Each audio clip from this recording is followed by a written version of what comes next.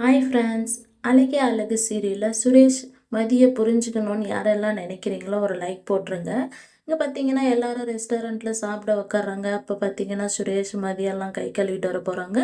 சுரேஷ் கை கழுவின்னு வந்துடுறாங்க. மதி பார்த்தீங்கன்னா கை கழுவின்னு இருக்கும்போது அங்கே ரெண்டு ஒரு அப்படிங்க பார்த்தீங்கன்னா மதியை தவறான கண்ணோட்டத்தில் பார்த்துன்னு இருக்காங்க.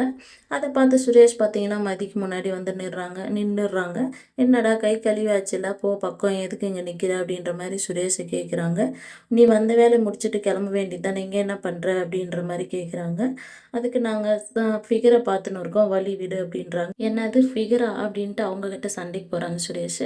அங்கே இருக்கிற தங்கராஜும் பாக்கியராஜும் பார்த்து வராங்க, என்ன பிரச்சனை அப்படின்னு சொல்லிட்டு. இது இந்த மாதிரி தான் பிரச்சனை அப்படின்னு சொல்கிறாங்க. அவங்களையும் பார்த்தீங்கன்னா கிளப்பிடுறாங்க.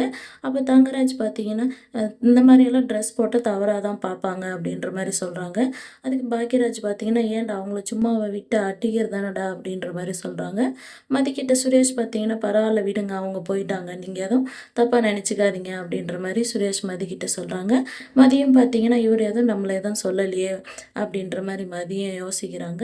இங்கே மலர் பார்த்தீங்கன்னா அவங்க பாப்பாவுக்கு கால் பண்ணி பேசுகிறாங்க.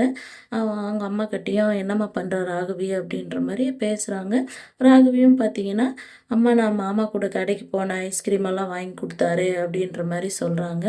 தங்கராஜ் பார்த்தீங்கன்னா ரேவதி கிட்ட சாப்பிட்டியா அப்படின்னு சொல்லி கேட்குறாங்க. என்ன இவர் வர வர நம்மளை ரொம்ப நல்லா விசாரிக்கிறாரு, யாராச்சும் ஏதாச்சும் கேட்டு இருப்பாங்களோ நம்மளை ஒழுங்காக பார்த்துக்கிறதில்லன்னு சொல்லி, அதனால தான் இவர் இப்படி பார்த்துப்பாரோ அப்படின்ற மாதிரி ரேவதியும் யோசிக்கிறாங்க.